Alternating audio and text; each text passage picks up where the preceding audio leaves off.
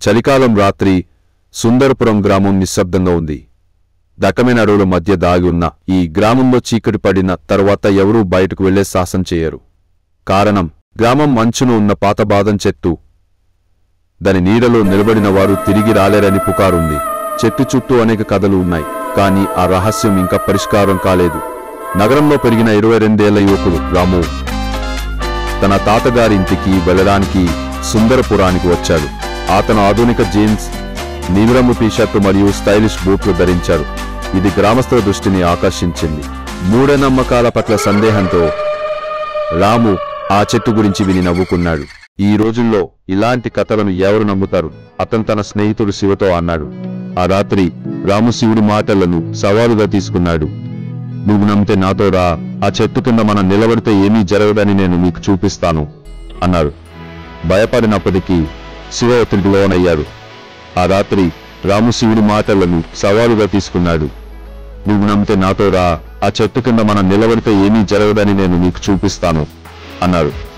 భయపడినప్పటికీ శివ ఒత్తిడికి లోనయ్యాడు. రాము తన jeans jacket సర్దుకుని టార్చ్లైట్ తీసుకున్నాడు. శివ తన కుర్తా మీద పాతశాలువా కప్పుకుని వెనుకే అనుసరించాడు. వాళ్ళు చెట్టు దగ్గరికి వచ్చేసరికి గాలి తగ్గింది. చెట్టు ఆకులు కూడా అలాగే ఉన్నాయి. రాము జీన్స్ పాకెట్స్ లో చేతులు పెట్టుకుని చెట్టు కింద నిలబడి నవ్వుతూ, చూసారా, ఇక్కడేమీ లేదు. శివ తన శాలువాను గట్టిగా పట్టుకుని వెనక్కి నిలబడ్డాడు.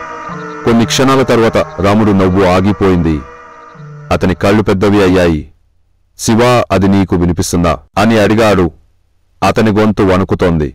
శివుడికి ఏమీ వినిపించలేదు, కాని రాము చెవుల్లో ఒక చిన్న గుసగుస వినబడటం మొదలయ్యింది. నువ్వు నా వాడివి, ఒక లోతైన స్వరం ప్రతిధ్వనించింది. రాము తలను పట్టుకుని, ఏమిటి ఈ శబ్దం, ఆపు అని గట్టిగా అరిచాడు. శివుడు భయంతో పరిగెత్తబోయాడు, కాని అతని చెప్పు నేలకు ఇరుక్కుపోయినట్లు అనిపించింది. చెట్టు నీడలో ఒక చీకటి వ్యక్తి కదిలి ఎర్రటి కళ్ళతో రాము వైపు వస్తున్నాడు. రాము అరుస్తూ నేలపై పడిపోయాడు. శివుడు టార్చ్ లైట్ వెలిగించేసరికి రాము లేడు. చెట్టు కింద స్థలం ఖాళీగా ఉంది. రాము జీన్స్ జాకెట్ నేలపై పడి ఉంది. శివ తన శాలువాను గట్టిగా పట్టుకుని గ్రామం వైపు పరిగెత్తాడు.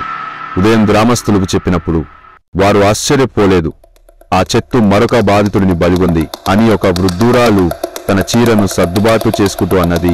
గ్రామ పెద్దలు సాంప్రదాయ లుంగి మరియు కుర్తా ధరించి చెట్టు దగ్గరకు వెళ్ళారు. రాము జాడలేదు, కాని కొమ్మల మధ్య రక్తంలాగా మెరుస్తున్న కొత్త ఎర్రటి ఆకు ఉంది. ఆ రాత్రి నుండి ఎవరు రాము గురించి మాట్లాడలేదు.